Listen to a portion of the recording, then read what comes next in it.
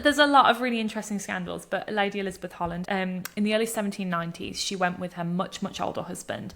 He was over 20 years older than her. She was originally Lady Webster, so her husband, Sir Geoffrey Webster, took her to Europe. They had some children. And she's young, she's very vivacious, she's beautiful, and she attracts a lot of male attention. She also attracts female attention. She makes all these really great society friends who are also kind of married to older men and kind of, you know, having affairs and things like that.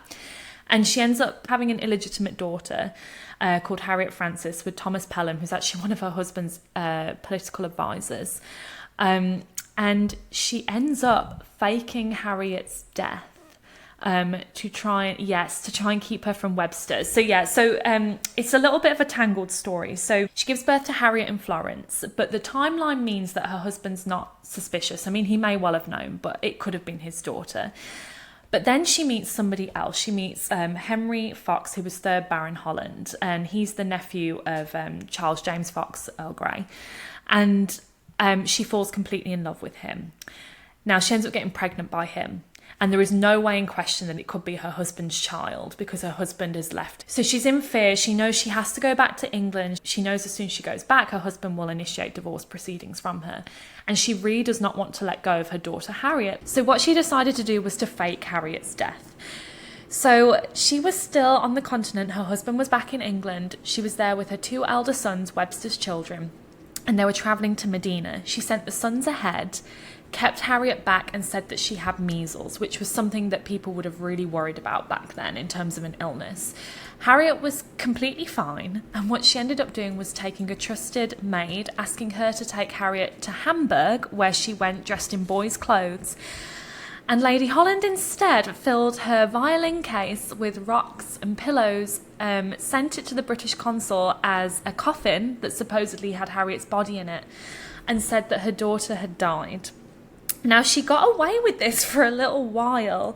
She went back to England in 1796. Her husband found out she was pregnant, that it wasn't his.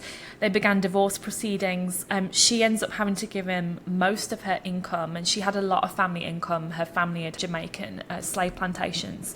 And she gets this small allowance per annum, and then Lord Holland ends up having to pay damages to Webster too. They divorce, she has their baby, and 2 days after the divorce they end up getting married, and they also lived together throughout this whole thing, so they really didn't care what society said to them.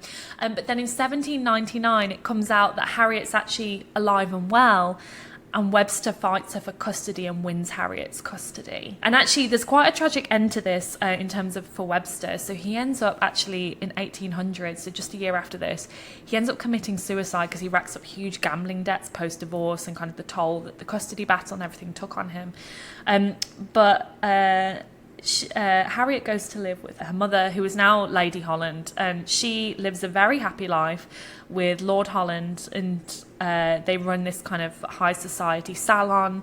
She ends up recovering from the scandal quite well, considering that a lot of stuff happened in continental Europe, a lot of it came back home, but I think it's kind of one of my most interesting kind of favourite scandals of this period that plays out both in continental Europe and back in England as well.